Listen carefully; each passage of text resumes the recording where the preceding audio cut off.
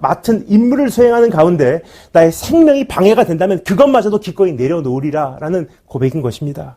그럼 어떻게 이러한 고백이 가능할까? 그 답은 그의 인생의 초점은 얼마나 길게, 얼마나 멋있게, 얼마나 재밌게 사는가가 아니었기 때문이에요. 영어나 우리말 번역이나 참 중요한 한 표현이 빠져 있어요. 근데 오래된 성경, Vulgate를 비롯한 아주 오래된 문서에는요, 한 그 표현이 기록이 되어 있습니다. 메타카라스라고 하는 헬라어 단어입니다. 이것은 기쁨으로라는 표현입니다. 이게 언제 기록이 되어 있냐? 이렇게 기록되어 있습니다. 나의 달려갈 길을 마치려 하면은이 아니라 나의 달려갈 길을 메타카라스, 나의 달려갈 길을 기쁨으로 마치려 하면은. 그가 자신의 생명이 연관된 일에도 내가 움직이지 않으리 고백할 수 있었던 이유는요, 그에게는 기쁨이 있었기 때문입니다. 그를 움직이게 하였던 것은 어떻게 하면 더 잘 살고, 어떻게 하면 맛있는 것을 더 먹기 위하여 맛집 찾아다니고, 어떻게 하면 더 좋은 것을 소유하기 위하여 땀 흘려 일하게 하며, 어떻게 하면 더 성공적인 자녀를 양성하기 위하여 이제는 밤낮 없이 수고하게 하고, 어떻게 하면 더 편안한 삶을 이루어내기 위하여 나날을 보내게 하는 것이 아니었다는 거예요. 그를 움직이게 했던 것, 그의 한 가지 관심사는 가야 하는 길을 마칠 때 어떻게 하면 감격의 눈물을 흘려낼 수 있을까? 어떻게 하면 조금이라도 부끄러움이 없이 주님 앞에 설 수 있게 될까? 어떻게 하면 후회 없이 그리고 미련 없이 사명자로 이 길을 달려낼 수 있을까라는 고민이었습니다. 이것이 이제 그를 움직이기 시작한 거예요. 기쁨으로 이 경주를 마치는 그 기대감이 그를 움직였던 것입니다. 참 길고 긴 이 길, 산을 넘었다 생각했는데 또 더 큰 산이 눈앞에 서 있는 이 길, 때로는 방향을 상실할 수 있고요, 때로는 열정도 식어버릴 수 있고, 때로는 좌절도 하고, 때로는 탈진하여 못 일어날 때도 있지 않나 생각이 듭니다. 그러나 주저앉아 있다가도 다시 불릴 듯 일어나게 하는 것은 한 가지가 제 안에 있기 때문이에요. 이 경주를 마칠 때 어떻게 하면 후회와 미련과 슬픔과 아쉬움과 부끄러움이 없이 주님 앞에 설 수 있을까? 감격과 감사의 눈물을 흘릴 수 있도록 오늘 내가 일어나야 되겠다 하는 생각을 계속 하기 때문이에요. 주님의 자랑스러운 종이 되기를 원하며, 주님의 칭찬의 대상이 되기를 원하며, 작은 일에 충성하였다고 결국 주님께서 그날 더 큰 일을 맡기실 수 있는 사람이 되기를 간절히 소망하기 때문에, 기쁨 때문에 이 사명을 마치려 하면은 나의 생명도조차 내가 조금도 귀한 것을 여기지 아니하노라. 이 고백을 감히 드릴 수 있지 않나 생각이 됩니다. 여러분, 잘 끝낼 수 있는 사람은요, 결국은 잘 살아내더라고요. 오늘을 잘 살아내려고 몸부림치는 것도 참 중요하지만, 때로는 우리가 the end picture, the end game, 어떻게 우리의 인생을 마무리할 것인가에 대해서 그 그림이 희미해질 때가 참 많아요. 근데 오늘 다시 한번 하나님 앞에서 나는 기쁨으로 이 경주를 마치는 그 순간을 생각해 보겠습니다. 기쁨의 눈물, 감격의 눈물, 감사의 눈물을 흘리며 주님 앞에 나아가는 그 순간을 내 가슴에 불태우겠습니다. 그래서 하나님, 그것을 생각해 볼 때 오늘의 현실이 나를 움직이지 못할 것입니다. 나의 생명을 위협하는 일들이 나를 움직이지 못할 것입니다. 당장에 다가오는 염려가 나를 내가 가야 하는 이 길에서 이탈시키지 못할 것입니다. 바로 그 고백을 사도 바울이 하고 있는 것이고, 오늘 그러한 정확한 신앙 고백과 정리가 우리 안에 이루어진다면 우리는 결코 이탈자로 끝나지는 않을 거라고 생각을 합니다. 나는 하나님의 은혜의 복음으로 살아가고 있는가라는 질문입니다. 나는 하나님의 은혜의 복음으로 살아가고 있는가? 사도 바울이 가야 하는 길을 갈 수밖에 없었던 또 한 가지 원동력이 여기서 발견이 됩니다. 그것에 대해서 그는 이와 같이 말하고 있습니다. 하나님의 은혜의 복음 증거하는 일을 마치려 하면은 이라고 고백하고 있어요. 하나님의 은혜의 복음을 증거하는 일을 마치기 위해서는 나의 생명도 조금 더 귀한 것을 여기지 아니하노라. 즉, 그는 아무 일을 위하여 생명을 거는 어리석은 사람이 아니었다는 것을 여기서 확실히 우리가 확인을 할 수가 있습니다. 일 중독이기 때문에, 사역 자체가 중독성이 있기 때문에 거기에 생명을 거는 사람은 아니었다는 거예요. 그가 생명을 거는 목적은 분명했어요. 생명도조차 아깝지 않다고 생각하는 그 가치관은 분명했다는 것입니다. 그가 자신의 생명도 조금 더 아깝지 않게 단호히 버릴 수 있었던 이유는 너무나 분명했습니다.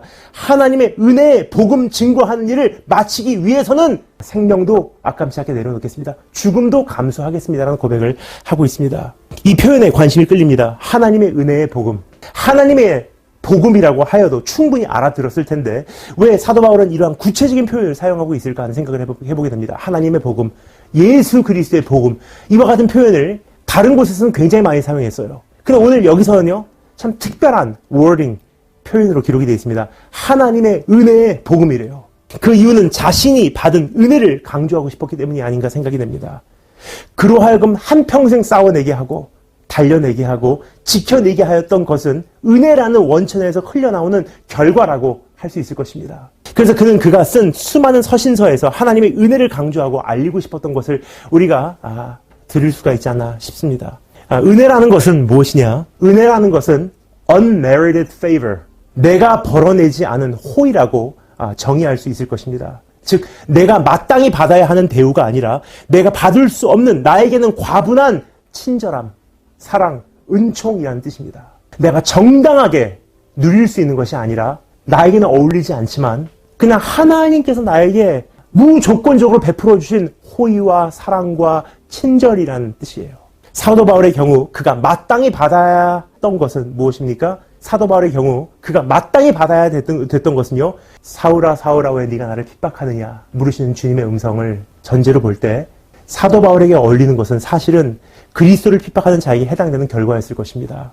그러나 그가 입은 은혜는 그를 정죄하는 것이 아니라 오히려 그에게 하나님을 더 사랑할 수 있는 기회를 허락해 주었고요.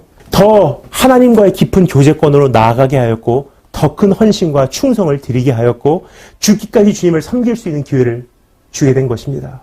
그 감격을 알고 있었던 사도 바울이에요. 그 감격이 원동력이 돼서요. 불타오르기 시작하면 나의 생명도 조금도 귀한 것으로 여기지 아니하니라 하는 고백이 나올 수밖에 없고요. 그 감격을 전하기를 원하는 것이 사명자의 심정이라고 할 수 있지 않나 생각이 듭니다. 저에게는 참 좋은 본보기가 있습니다. 하나님의 은혜의 복음의 위력을 목격하게 해준 좋은 본보기 제 아버지가 아닌가 생각이 됩니다. 철인이라는 책에서 이미 다 여러분께서 들으셔서 읽으셔서 아시겠지만 제 아버지는 일본의 유명한 야쿠자이십니다.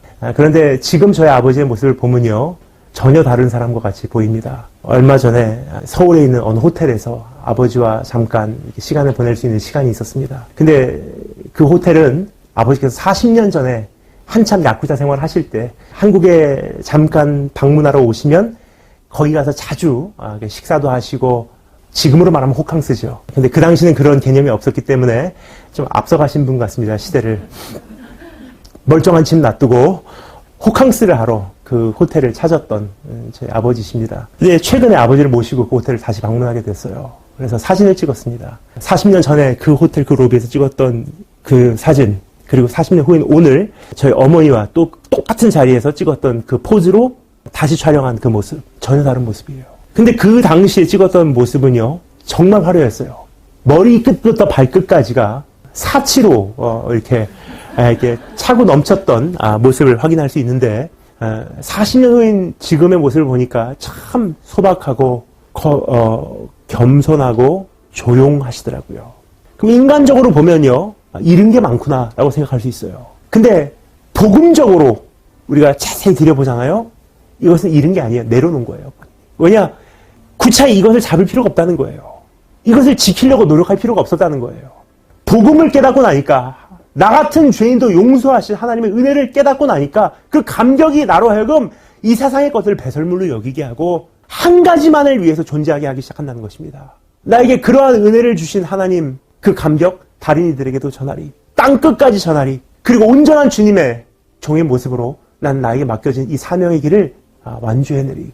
우리가 아직 죄인 되었을 때 우리를 위하여 죽으신 예수 그리스도, 그분의 은혜와 사랑을 다시 한번 가슴에 되새길 수 있는 기회가 되기를 주님으로 축원합니다.